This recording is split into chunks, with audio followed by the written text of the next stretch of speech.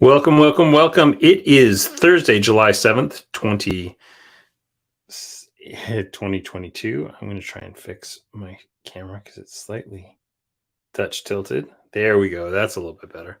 All right. So I'm Brian, and I am your host on today's Thoughtstream, where we're going to talk about our Michigan road trips. We're going to talk about kind of what we do on these trips and why I think they're really important. Personally, I think that it's some of the best feedback that we get in terms of like customers telling us what they think about the product and what we need to fix, what they'd like us to change, that kind of stuff. But um, before we get into any of that stuff, let us talk real quick about, first of all, we're going to discuss kind of our opening line, which is like, subscribe, favorite, send it to your friends, all these videos, because the more likes and subscribes that we get, the higher up we get in the algorithm and the better things are. Look at that. I've got a light out. Oh no, that's terrible. I've actually had it out for about a week and I kind of like the ambience without that one light. So I may drop one more. So make sure you like and subscribe. If you have not been following us on Instagram, we're at Manage Comics on Instagram. And you'll find a lot of really, really great things. Instagram. And I will show you some of the fun things that we were sharing last week. So last week when we did our Manage Comics road trip, we posted for each one of the shops that we were at. So we kind of highlighted at the beginning of the month that we were going to be hitting all these shops. Wow, it's funny because you see that first little bit, and we hit a lot of those places on our way down. We went to Warp 9. We didn't get to Green Brain, but we did go to Big Ben's, Liberty Comics, Comic City, Vault of Midnight. Didn't make it to State of Comics, so they were a little further than where we were. Time Travelers we got to. So that's pretty cool that I didn't even realize all those guys were on that first page, and we hit them all.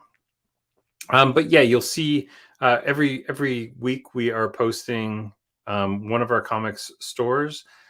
This week we're just posted kind of a highlight of the GTA trip that we're going to do. So I'm going to take a couple trips down to the Greater Toronto area in the next few weeks during July, and then in August, I'm not sure where we're going to go yet, but we'll try and hit a couple places, and then definitely I know August, I think we're planning on going to Chicago, and then in September, we're going to try and hit Buffalo and some upstate New York, and then October, there was somewhere I was planning on going. It all depends on how things go in the next few weeks.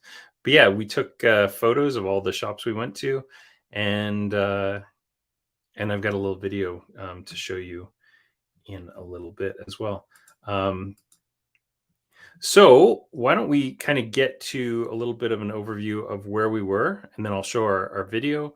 Also, I think I'm going to jump in first and talk about some of the things that we recently completed. So as you know, if you go to, what's that? Roadmap. You go to roadmap.managecomics.com and you'll see our changelog. Our changelog also shows up on our website if you click on this little bell icon, which will tell you the things that we've done recently. So on the changelog, this week we squashed a whole ton of bugs. There was a lot of stuff kind of that was just lingering around, like sorting and pull lists and emails was Z to A, and it needs to be A to Z. When using a PDR report, the price and cost were reversed, which we just found. So that one was fixed quickly. When importing products, unverified products do not show up in the invoice uploads. So what was happening is if you were trying to upload some stuff from like August, that had an FOC date in August, or ship date. ship date or FOC, I don't know, either one. If they were not verified, so that a verified file is something that we have updated with the current FOC and current new release information. If we don't do that, then we consider it an unverified file. We had to implement that a couple of months ago because issues are getting pushed out further and further, and we were going from like, stuff being solicited in January, which in some cases is just starting to show up now.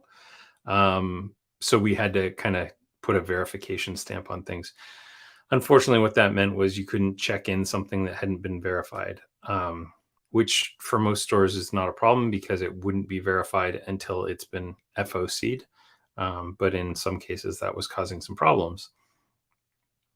The other thing that we did is in the admin and our data view, we've added series titles. So you'll start to notice these in all subscriptions.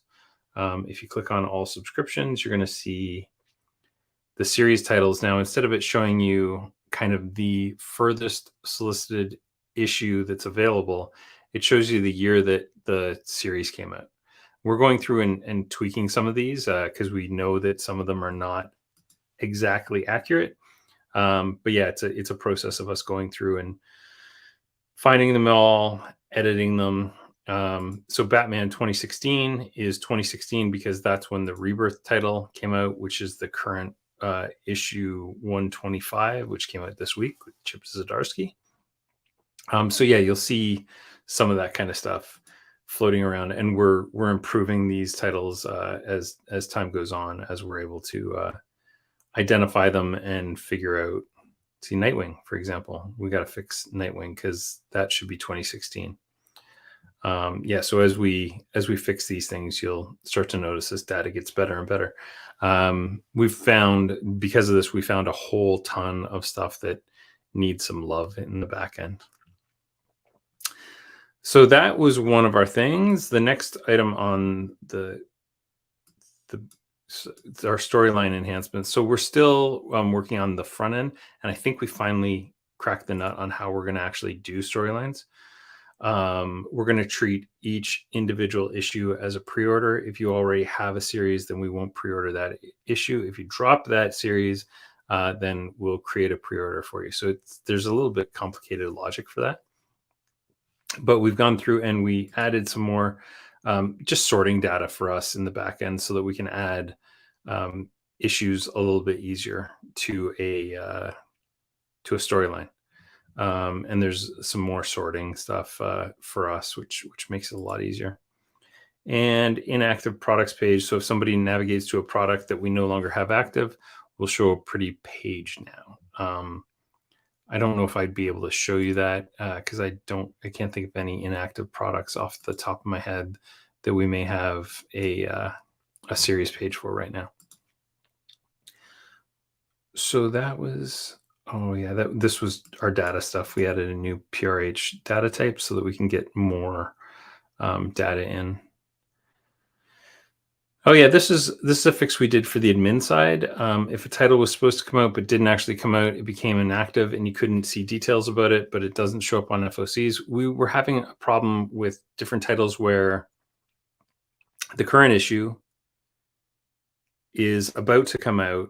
The issue after it is currently inactive because it was supposed to come out 2 weeks ago. Because if we don't have FOC updated data for something, we don't know that it hasn't actually come out.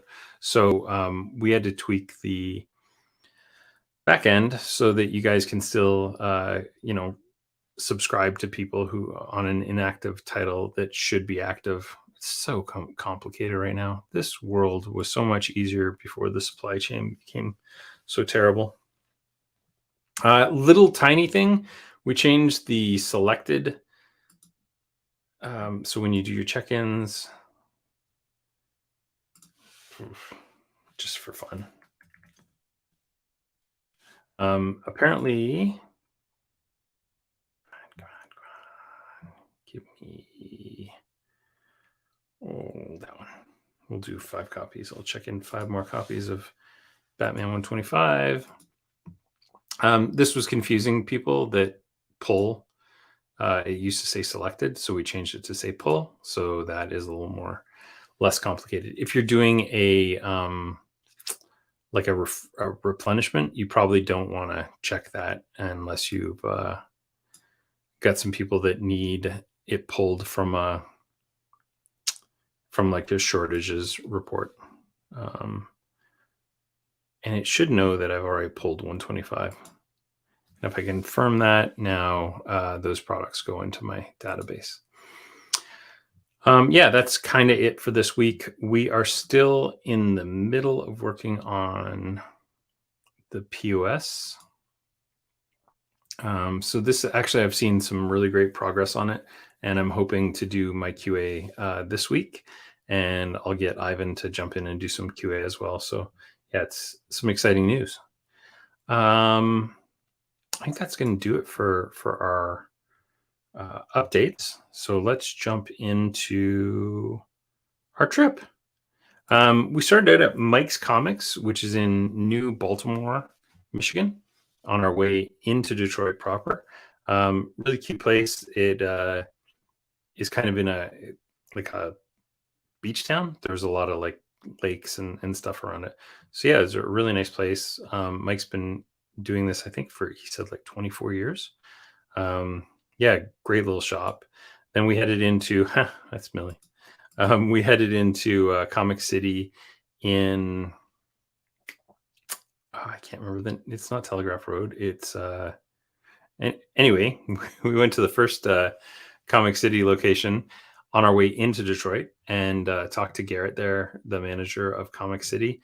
And yeah, he had some really nice things to say about Manage Comics, which is so flattering to hear. And oh, sorry, something caught there.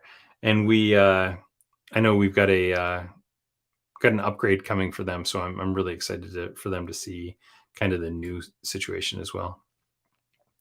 After that, we popped by Comics Corner, which was a really cool shop. They have like a ton of subscribers there, so I'm looking forward to talking to the owner. He was super busy because it was a Wednesday when we got there, and it was like kind of peak time. I think it was about 2 o'clock in the afternoon, so he was really busy. But I'm going to reach out to him and we'll talk on the phone sometime soon. Yeah, really cool little store, tons and tons of comics, just wall to wall comics, and great location. After that, we went to Liberty City Comics, which is a huge building. It looks like almost an old Blockbuster. It's got so much space inside of it. And they had a ton of comics, a ton of like statues and stuff like that. So really neat little shop as well.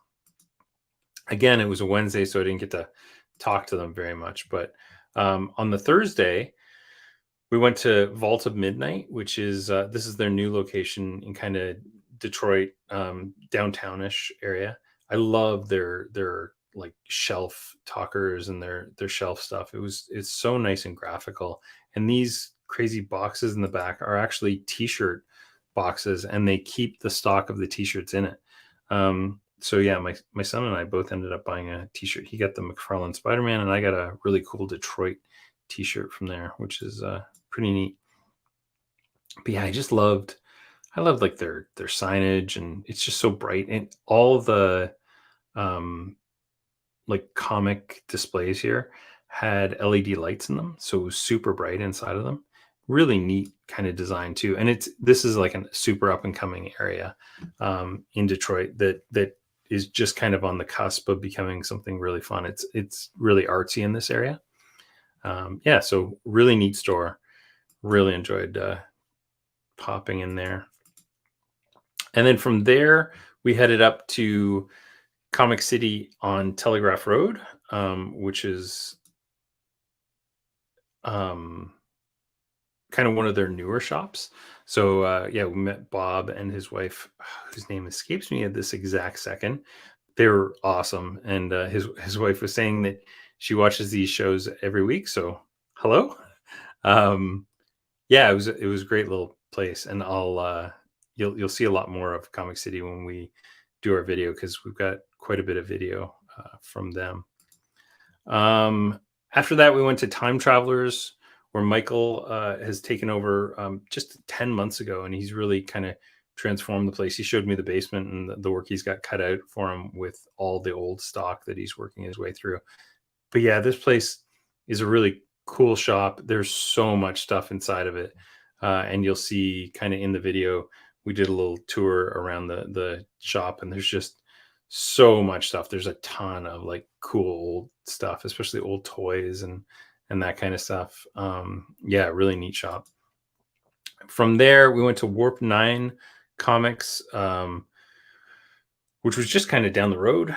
That was my favorite thing about Detroit was I just, there's a lot of kind of clusters of stores that are kind of ringing around the downtown area. And so it's fairly easy to get from store to store fairly quickly. Like I think any two of these stores were only a 10-15 minute drive apart from each other, which was really great. And then we went to Big Ben's Big Ben's Comic Oasis. And this was our 9th shop. We were exhausted by this point. This one was quite a ways away. I think it was about a half an hour away from Warp 9. And yeah, this took a lot. And I think it was about 5:30, 6 o'clock at this point. Great store though. Tons of really great stuff. Really, really large location. And again, you'll see a lot more in the video that we have. But yeah, it's a really good trip. And we had a lot of fun. It was my son, Max, and I, just checking out, comic shops. That's my job. That's pretty all right. So why don't I pop on our little video and let you see a little fun kind of pre-recorded video that I did, which has like kind of a photo show and then video for some of the shows that we did, or the shops that we went to.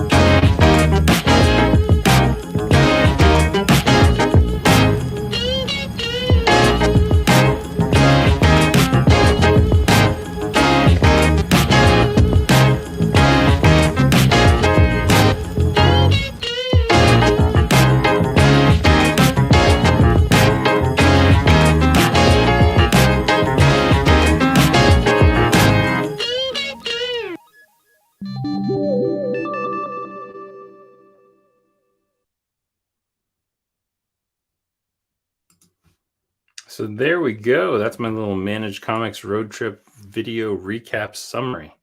So if anybody's got any questions while I ramble on for a couple minutes, shoot them out now. But yeah, this this may end up being a slightly shorter than normal thought stream. I just want to always try and keep them on Thursday. So last week when we were in Michigan and I wasn't able to actually live stream anything, we still had a pre-recorded thing. And next week we'll definitely have another thought stream at 3 p.m. It's up in the air whether that's going to be live or recorded. I'm scheduled to have a doctor's appointment around then, so we'll see. But in the meantime, in 2 weeks' time, so not this week, but what would that be? The 21st, we're going to do another office hours. So kind of an Ask Me Anything thing. I'll come in with a bunch of kind of pre-asked questions, but if you have questions to ask during that time, definitely we're always excited to answer your questions. Am I going to be attending C2E2? Madness asked. I'm hoping so. Yeah, I think if everything goes according to plan, we should. It depends on how next week's little surgery goes, but I'm hoping that everything I'll be fully recovered and everything. In a couple of weeks, it shouldn't be too big a deal. So yeah, depending on how that first week goes, I'll kind of make a call. It was supposed to be today, and then I would have had 3 weeks, and it would have been a no-brainer. But with 2 weeks, it's a little tighter. Yeah, great question though. I really want to go to C2E2. Are you guys going to C2E2? Madness? I think it's like August 5th. To E2. Let's say it's like August. Yeah, it's August 5th to 7th. So that's only a few weeks away. And if we do, we'll definitely be touring Chicago and going to a bunch of shops in Chicago in that area. Part of us will be. Which part? Are you guys going to have like a booth, or will we just be kind of attending? If we go, the plan is to go on the Sunday. We'll probably come down like early in the morning on the Sunday because we're going to take the train. The train from Port Huron to Chicago is about 6 hours. It gets in around noon, which would be perfect timing. Zach's going to go as an attendee or as a floor dude. Just like a salesperson or just a attendee. Yeah, our goal would be to go on the Sunday and then Monday go and visit our friends at Challengers and check out some other comic shops. And then we'll probably come back. I think the train leaves on the Tuesday around 11 o'clock in the morning. So anything we can hit on the Sunday or the Monday would be great as well. Yeah, I'm excited. I can't wait to get back to Chicago. Chicago is one of my favorite cities in the world, and probably, yeah, one of the cities I would actually enjoy living in because it feels a lot like kind of the way that Toronto felt to me. I lived in Toronto for about 15 years. Ooh, Lunar has a dog and pony show on Thursday and is including passes. That's cool. Well, do me a favor and ask Lunar when they're going to fix their data. Man, so I'll tell you some of the data challenges we have. Right now, Ivan is completely obsessed with fixing all the manga, which, I mean, good luck. That's going to be a challenge and a half. But when we were doing our series name stuff, one of the things I discovered is that a bunch of future state Gothams have been kind of mislabeled. And what happened at one point is Lunar created a new series code for future state Gotham. And then 3 months ago, they went back to the old code. So back in May, June, and July have all had the old code. So now I need to go through and check and just make sure that all of the subscribers that are subscribed to future state are subscribed to the current series code and not to the old series code and not the new series code. But once we figure it out, I'll just kind of force subscribe everybody to the right series code, and we'll deprecate the one that's wrong, because It's just bizarre. It's just bizarre that for like 3 months they had a totally different series code.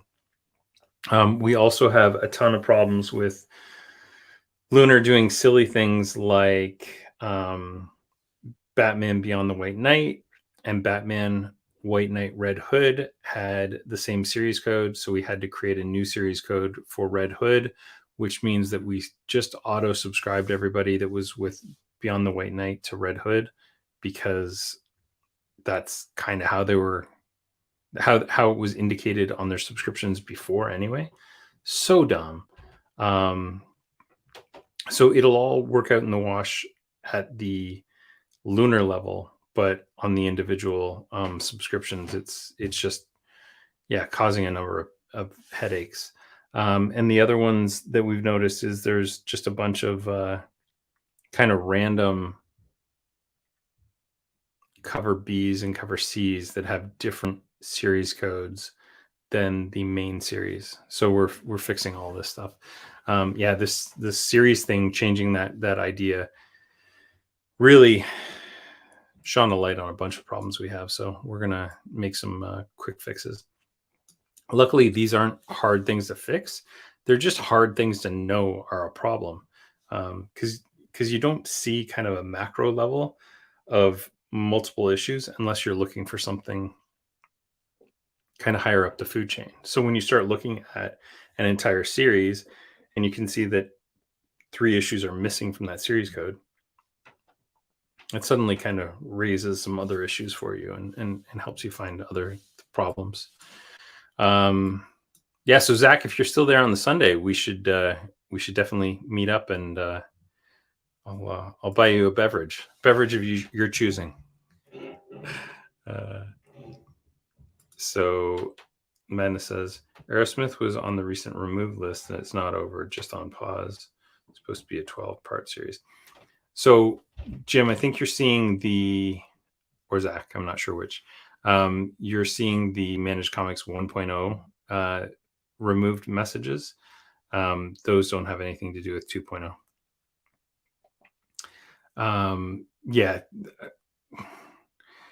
Stores in 1.0 can remove things, and then it may or may not get removed from the global database, depending on what's going on. I know there was a few titles that got removed that people were a little concerned about, but it's like there's a couple titles that haven't had an issue in 3 or 4 years. So if they ever do come back, they'll probably come back under a different series code anyway, because Lord only knows if it's still the same distributor distributing that series. Yeah, that's another thing that's kind of interesting is with like Lunar is starting to take on some smaller publishers that Diamond doesn't carry, like Comics Experience, and there's another one that they just grabbed recently. So it's kind of interesting to see kind of how the market is shaking out, and how we kind of have to. It's even more important than ever that we make sure that if down the line Diamond comes on and takes on Comics Experience, that the series code stuff all still stays on the multiple. How do we get off the 1.0 mailing list? That's actually a whole task I have to remove people from. If your store has been moved over to the new system, you shouldn't be getting any of the 1.0 mail emails. And I try not to send those out, but yeah, you're probably still getting some. Hear the herd of elephants above me? Oh, so annoying. They're all back from school. Why? Can't they go somewhere else? All right. I think that's gonna about do it for this week. Next week we'll be doing a live stream with I did an interview with Dan Shaheen on the Comic Books News, and what I'd like to do is I'm gonna kind of roll his interview, and then there's a few places where I kind of wanted to go a little bit more in depth into what we were talking about. The interview ran for about an hour. I've condensed it down to about 35 minutes. And then I figure with the conversations that I've got in there, we're probably looking at an hour again. So yeah, you can look forward to that next week. I think it was a really fun interview. it's a little nerdier than normal, because Dan and I kind of talked about some of the logic that went into the decisions for why we do certain things. So if that's something you dig, might be really fun for you. And then again, like I said, in 2 weeks, which is the 21st, we'll be back with another Ask Me Anything, or office hours, which is what we're calling them now. So it'll be the July office hours. So in the meantime and in between times, happy Thor's Day, first of all. So it's Thor: Love and Thunder previews are tonight. Looks like it's gonna do probably like record numbers. They're talking 300 million for the weekend, which is pretty crazy. So hopefully that drives people into comic shops, and people are looking for the Mighty Thor comics and all that good stuff. Put them on the Donny Cates stuff. There was some really fun stuff there. And I hope you enjoy Thor, and we will talk to you very soon. Thank you so much for your time. We'll see you soon.